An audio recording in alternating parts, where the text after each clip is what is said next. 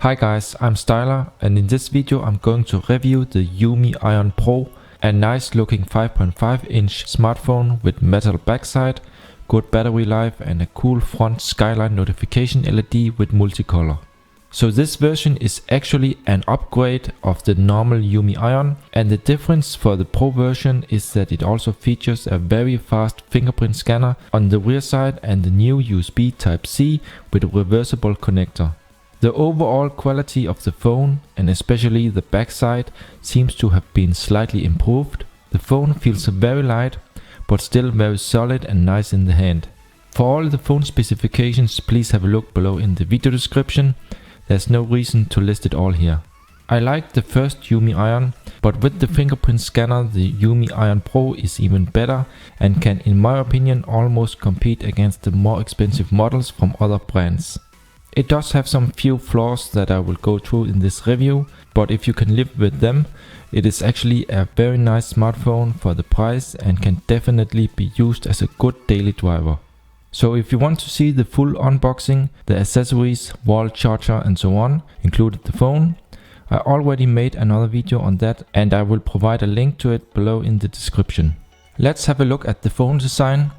On the top we find the light and proximity sensor that also works as sensor for the heart rate app, the 8 megapixel front camera, the ear speaker together with a front LED flash for selfies. The phone has a 5.5 inch IPS FullHD LTPS display, and in my opinion this display is very bright and very sharp, a really good display. In the bottom we currently don't find any hardware buttons as it is using on-screen buttons, but we find a cool looking Skyline notification LED with multicolor that actually works for apps like Skype, battery status, missed calls and SMS. On the older UMI IRON we saw an update that actually enabled the possibility to use hardware buttons, and that was something that surprised many as no one knew that this would be possible. Right now there is no option for that on the UMI IRON Pro firmware, but I guess UMI are going to send out an update again that will enable this.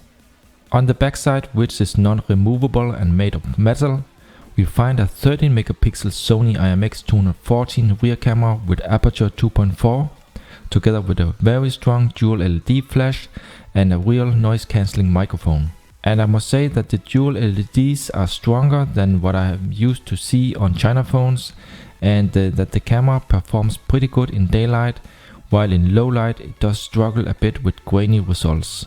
We also see the fingerprint scanner which support tap to wake and unlock in one go, and for me it is very fast and precise. Definitely one of the better fingerprint scanners I have tried, and it works for me 9 out of 10 times, so very good accuracy. Then we see the UMI brand, and inside the phone we will also find a 3000 mAh battery that gives good battery life. And I actually also measured it and can confirm that it is real. For the results, please have a look below in the description. And last we have the rear speaker, which provides average sound quality, a little bit better than the average speaker on China budget phones. In the bottom of the phone we find a USB Type-C port with USB OTG support and the microphone. On the right side we find a dual nano SIM tray, which you have to open up with a small pin. And notice that the phone also supports micro SD cards, but max 2 cards at the same time is possible, so you have to choose between dual SIM or single SIM with a micro SD card. In the top we find the 3.5mm headphone jack, which in combination with the pre-installed WiFi for Android app provides nice sound, loud and clear with good bass.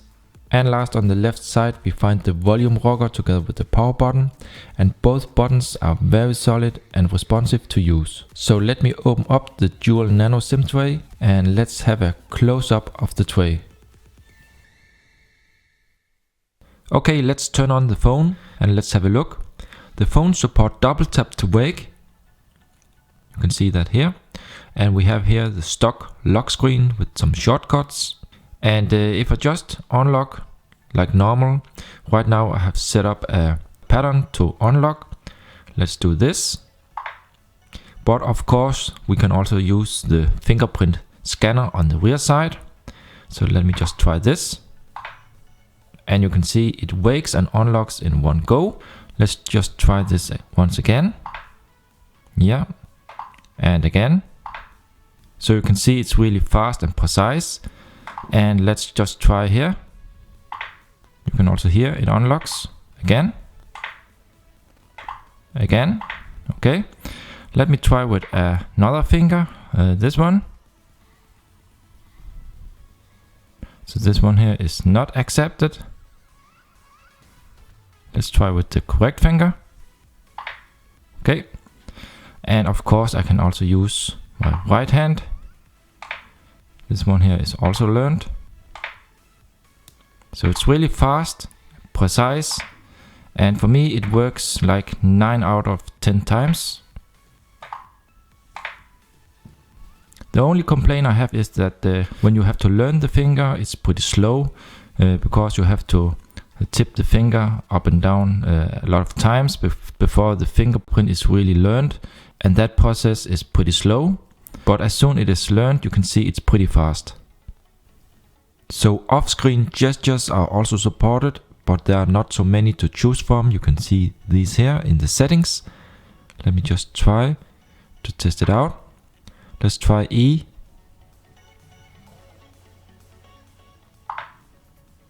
And you can see this will start up the browser.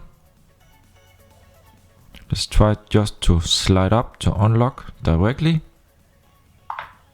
So this will only work when you disable the fingerprint scanner and also the security pattern.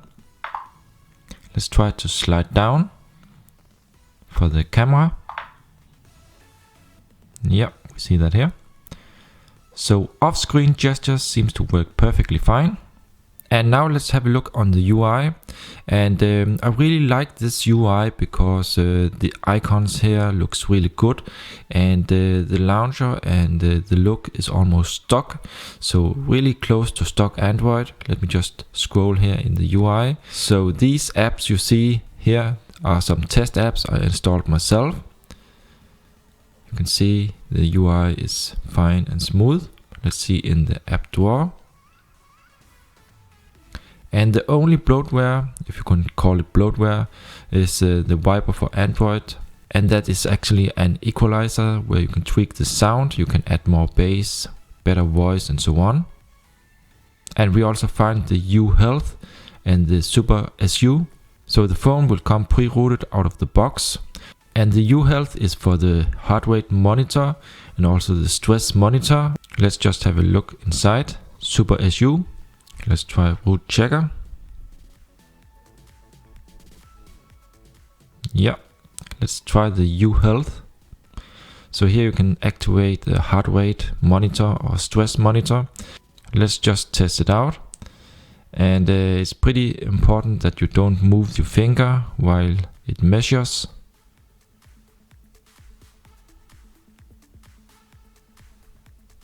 Yeah, 61 beats per minute. But if these results are accurate, I cannot say, because you can get different results sometimes if you try several times. But I see these just as funny gimmicks. And let's see the wiper for Android. Okay, you can tweak the sound. You can enable for the headset, for the phone speaker, Bluetooth and so on. See, you can choose different styles.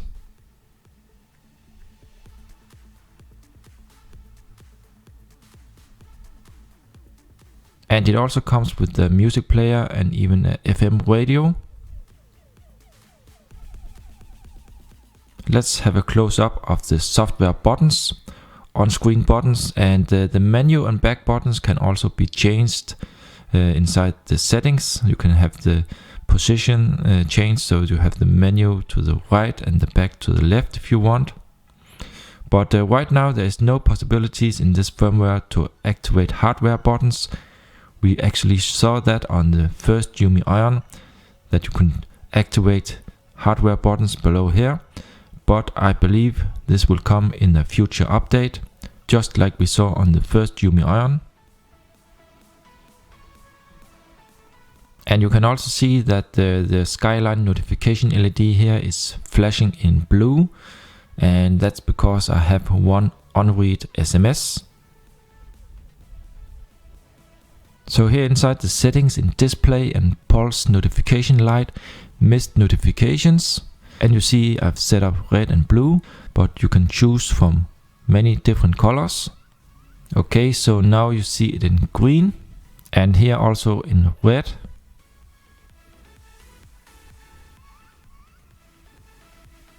And let me show you the quick toggles.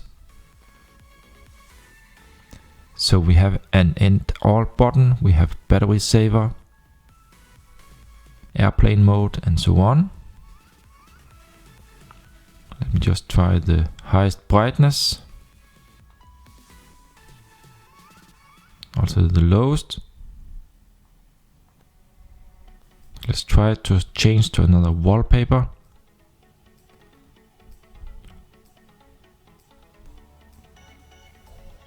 Let's try this one. And now you can see the black border. And unfortunately, this is very common for China phones. But I think it's still okay. I have seen worse. And regarding the reception, the Wi-Fi is pretty good. I didn't really experience any problems with the speed or the range. The range is pretty nice on this phone here and better than on some other China phones I have tested lately. And the network you can see on 3G, it's not in top, I would say 80%. And 2G here on the second SIM is on 100%. So network reception is also more than okay. And of course the phone supports 2G, 3G and 4G LTE. So right now I'm using dual SIM here with 2 3G cards. So that's why I don't have any 4G reception right now. Okay Google, call Peter.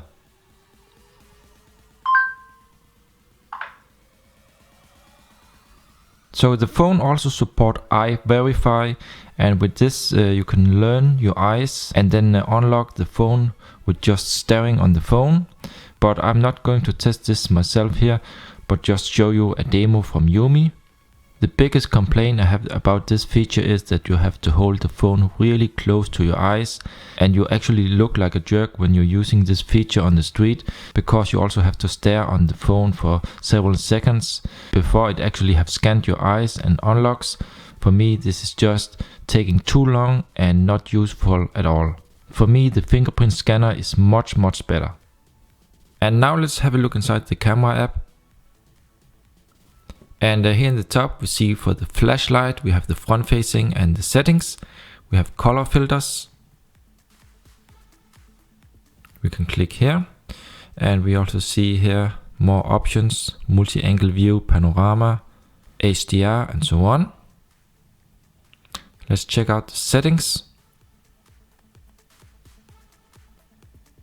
Anti-flicker, scene mode, face beauty, zero shutter delay, anti-shake, voice capture, face detection and so on. Interpolated to 20 megapixels, so the real megapixels will be 13.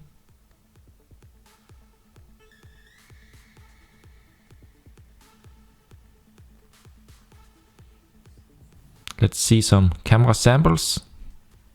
And here you can see a sample. Let me just zoom in. And in my opinion, the camera is okay actually for quick snapshots. Of course, there are cameras that are much better, but for the price, I think the camera does a pretty good job. Lots of details and good colors. And here's some other samples taken outside. You can see the colors are not bad and the details are pretty good.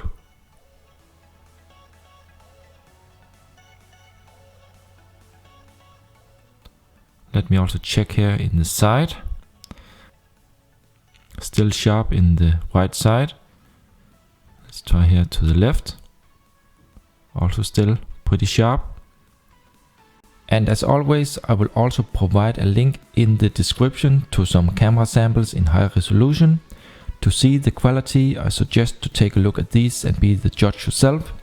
In my opinion, the camera is good for quick snapshots, but in the dark the pictures gets very grainy. And let me test out the autofocus.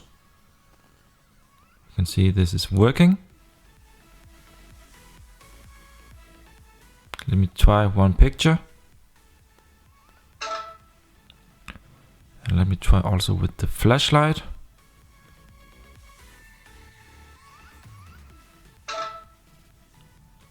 Let's have a look.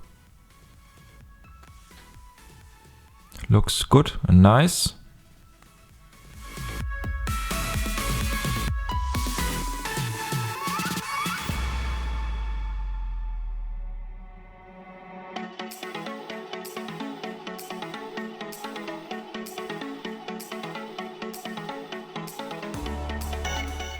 And let's try here in the dark just with the LED flash.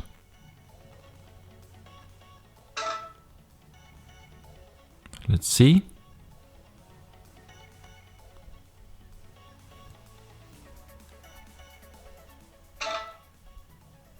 Okay. Let's have a look. And the picture is still sharp.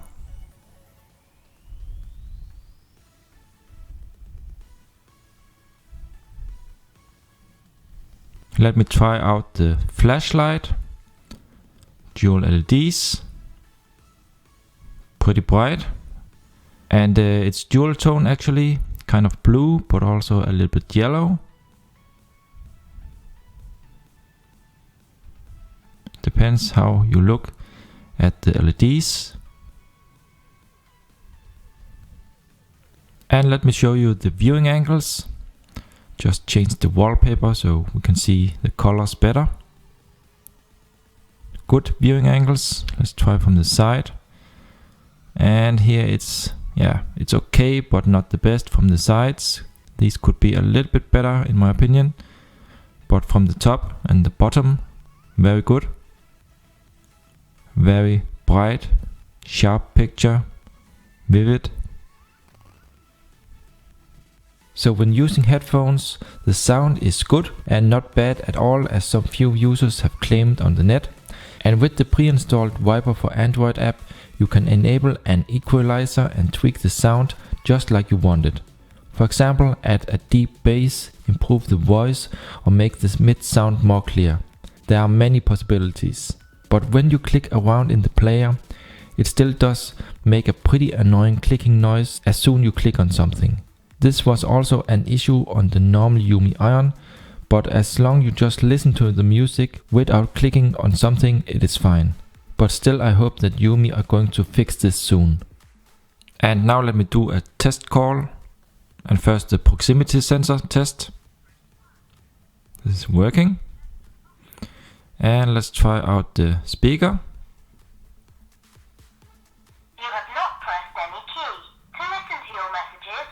So now let's have a look inside the phone settings, and first here in SIM cards. For mobile data you can select both SIM cards, and let's scroll down to display. We have support for mirror vision, and we also see here below the option for double tap to wake, gesture control. I showed all these in the beginning of the video. And we have the pulse notification light. Then we have the storage. We see total space available and so on. Right now I have also several games installed, so of course it will also take up some space. Support for SD card, micro SD card inside the phone, and also USB on the go, external USB storage. And let's see here in battery. So unfortunately there is no support for percentage here in the battery status. You can only enable battery saver. And let's see the RAM consumption in apps. And here you can see 1.8 GB is free. That's okay. Totally the phone has 3 GB of RAM. Let's see cached. And the system is only using 639 MB. And let me scroll further down to security. So inside here you can choose fingerprint unlock, iPrint ID unlock, or voice unlock, or just normal swipe or with a pattern or pin. And let me scroll further down. We also have support for screen pinning. The phone is multi-language. So all languages will be supported. And let me scroll down to accessibility. Let's see what we have inside here. Here we have the navigation bar, so here you can change the back button, the position. And last we find developer options and about phone. We see the build number 3.0.1. We have the Android version 5.1, Lollipop, support for OTA, wireless updates. So that's it for the settings.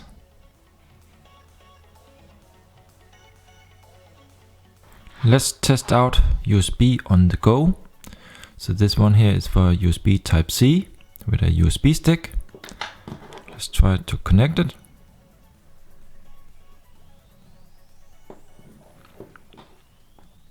Yeah, and it's found.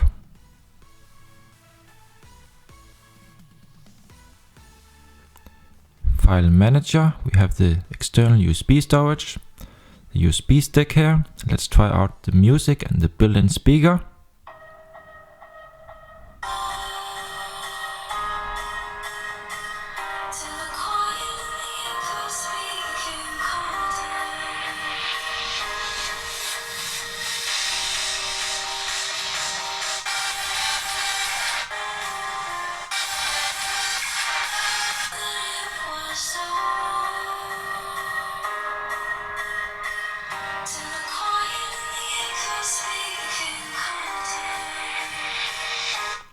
Okay, and let's try out some pictures and other pictures. Gallery. Let's see. Also working just fine. In the rest of the video I will show you some results from different test apps, and in the end I will run a game and tell you about the pros and cons, so stay tuned if you want to know more.